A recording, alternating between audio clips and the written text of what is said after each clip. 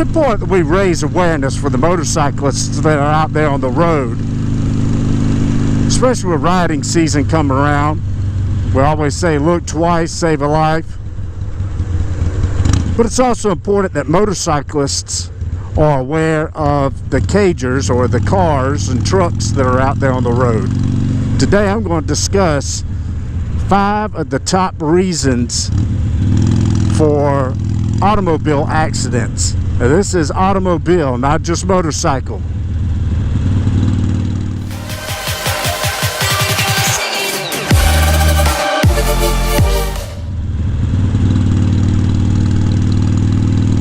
The Motorcycle Safety Foundation has suggested that through research that most motorcycle accidents happen at intersections and at slow speeds. Motorcycle fatalities has risen in the past 10 years over 5%. So it's very important that we raise awareness not only to ourselves as motorcyclists, but also raise awareness to those that are driving the four-wheelers out there. The top 5 reasons for automobile accidents. This includes all automobiles, not just motorcycles. Number 5 out of them all is running red lights and stop signs. Number 4 is inexperience. That teenage driver, that person that just started to learn how to drive. This is also those new bike riders that are out there. You may be 40-something years old, 50-something years old, just bought yourself your brand new, your first motorcycle, and you just don't have the experience you need to get out on the road and feel confident. It's important that we have that amount of time of practice. Do that on the out there on the less traveled roads, on the country roads, those back roads where there's fewer people. The third highest reason for automobile accidents is speeding. Now, I did say just a moment ago that most motorcycle accidents happen at intersections and at low speeds. But if you're hot dogging your motorcycle and you're racing, you're more prone to being in an accident. Ride responsibly. The second most, and most people already realize this, is drinking and driving, or driving under the influence. That includes alcohol and drugs. The number one reason, and it is the highest by any, is distracted driving. Which brings me to my vlog today.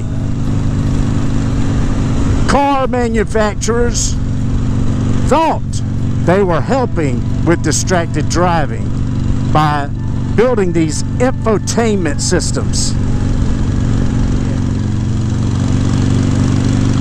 Infotainment systems have gone from being just 3-inch, 4-inch, 5-inch. Now they take up the entire center console of a vehicle. They are touchscreen, and having to take your eyes off the road to sit there and touch your screen in the right place and make sure your hand is steady, it takes way too much time. Back in the day when we had muscle memory of where those 2 knobs were and the 5 buttons in between those 2 knobs in the old school radios, we didn't have to take our eyes off the road. We could simply just reach over there to the right, turn that left knob to turn up the volume, turn the right knob to change the station, or if we already had it pre-programmed, you hit one of the 5 knobs in the middle. Nowadays, you have to go to source, Actually, first you have to wake up the screen. Then you have to go to source. After you go to source, you got to figure out which source you want.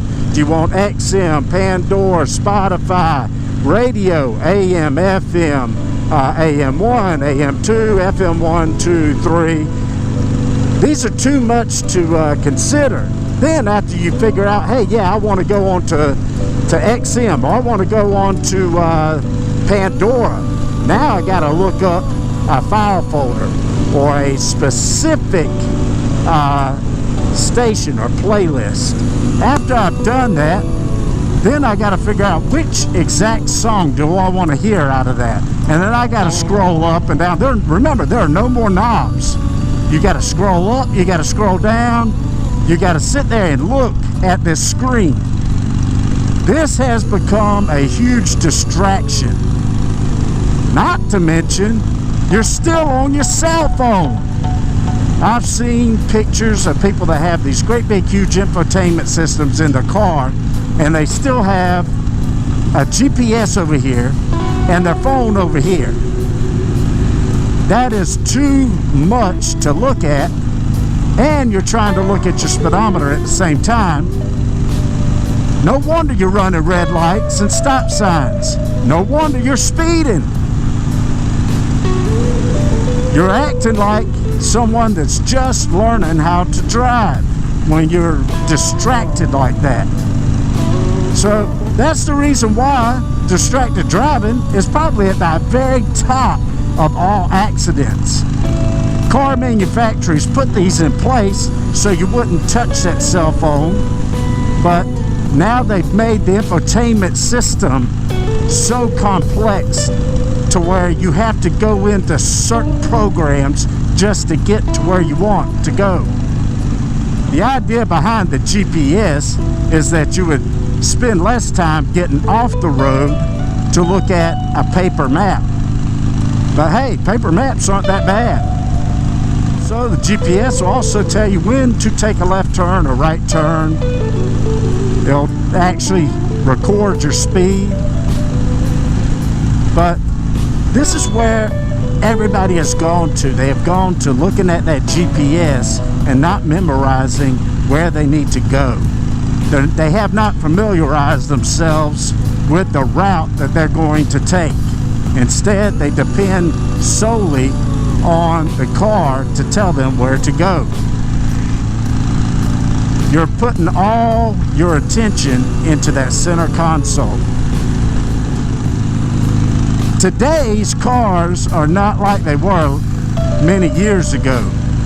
When you get into a car nowadays, the interior is so soundproof, there's no need for me to have loud pipes anymore, because loud pipes don't save lives when you have a car that is soundproof.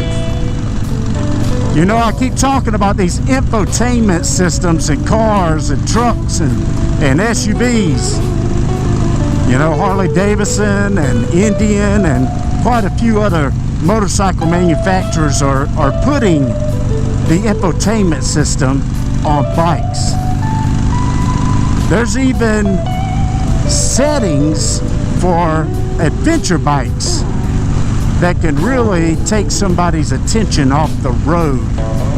They have to set their bike for a specific type of riding, whether it be on the asphalt, on the dirt, long distance dirt road riding, mud riding, water riding.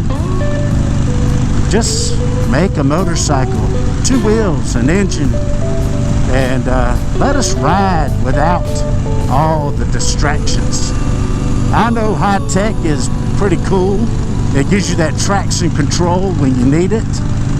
It gives you the ability to navigate with a GPS, listening to your favorite tunes through XM radio or Spotify or Pandora.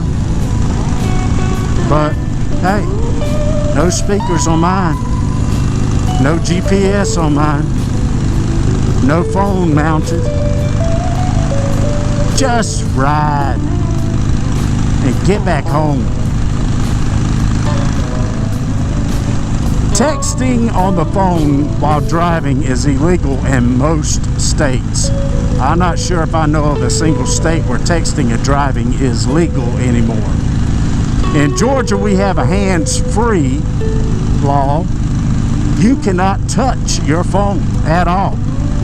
Even if it is mounted, you're not allowed to touch your phone. Which brings me back around to that infotainment system. If I can't touch my phone, even if it's mounted, why should I be allowed to touch a screen on the center console? When dealing with these 5 leading causes of accidents, we need to find ways we can reduce these statistics. Well, running red lights and stop signs is pretty simple. Stop running them. Inexperienced driving, like I said earlier, get out on the back roads, kind of like this one where there's less traffic. Learn to maneuver the vehicle in parking lots that aren't being used, so you can learn your left turns, your right turns. Gradually get yourself to a point to where you feel more confident on busier roads. That's how you reduce that statistic of inexperienced driving. Speeding, simple. Slow down. I know we get that new engine, we've hot rodded our engine in our car, or we've increased our displacement on our motorcycle, or put the new pipes on, or new intake. We've gone from stage 1 to stage 4, stage 20, whatever stage you've gone to on your bike, and you really want to see where it goes. Don't do that on a busy road. Use a Dynajet and put it on a machine to see, and then when it's time to use that speed in passing, you can utilize that to stop hot dogging out on the road. You're making that statistic grow. Speed is the 3rd leading cause of automobile accidents. And speeding is not just accessing the speed limit. Speeding is also considered when you're talking about things like the conditions, whether it be the weather, like a foggy day, when your sight distance is lower, then you need to lower your speed as well, not only in a car but on a motorcycle. Drunk driving, it's real simple. Take a cab, call a friend, something, but stay off the road if you've been drinking. Distracted driving, how do we reduce that statistic? Keep your eyes on the road. Motorcyclists, always be aware and anticipate what that 4-wheel vehicle may do ahead of you or behind you. Always be aware of your surroundings.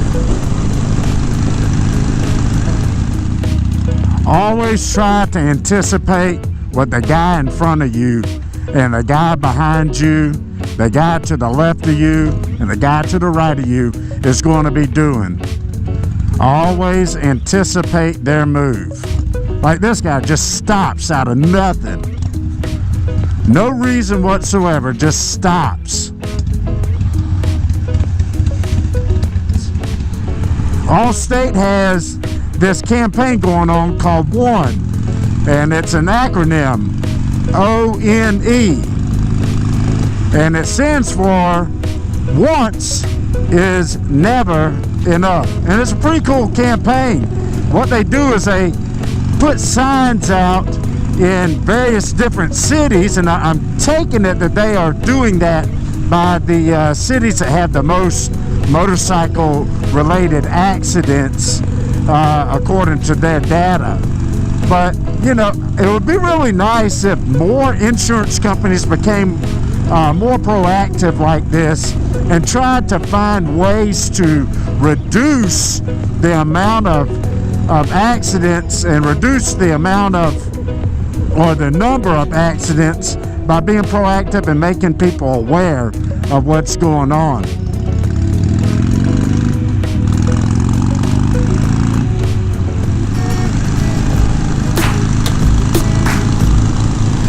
And remember, look twice, save a life. If you like this video, go ahead and give it a thumbs up. If you'd like to see more videos like this, hit that subscribe button, and remember to hit the bell notification so when I load up new videos, you'll be notified of when that happens. If you think this video is something that a friend of yours would like to watch, go ahead and share it. Until next time, ride safe and always get back home.